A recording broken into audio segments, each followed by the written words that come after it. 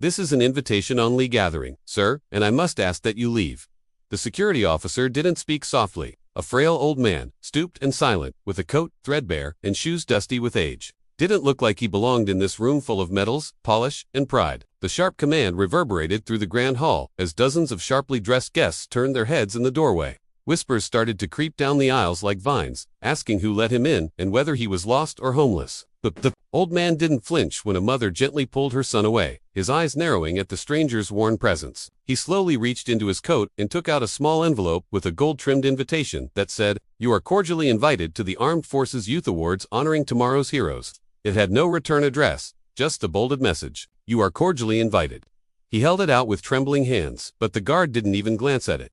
"I said, this is for invited guests." Not the pause was a slap in itself, not people like you. When a wiser hobo interrupted a military ceremony, a teenager in the front row wearing a ROC uniform chuckled under his breath.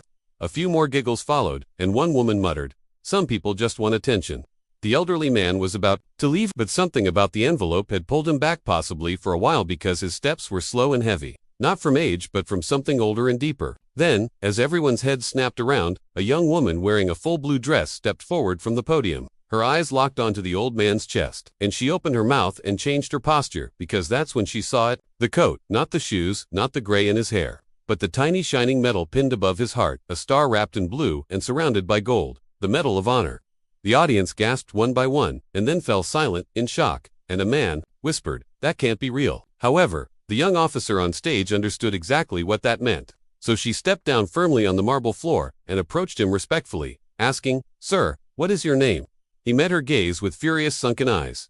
"James L." Her hands trembled as she saluted, even though there was no applause or acknowledgement yet, since she knew the name from studying him late at night in old military archives and cryptic papers. "James Elridge." She turned back to the crowd, her voice shaking with rage, and said, "Ladies and gentlemen, we were moments away from dishonoring one of the greatest heroes our nation has ever known.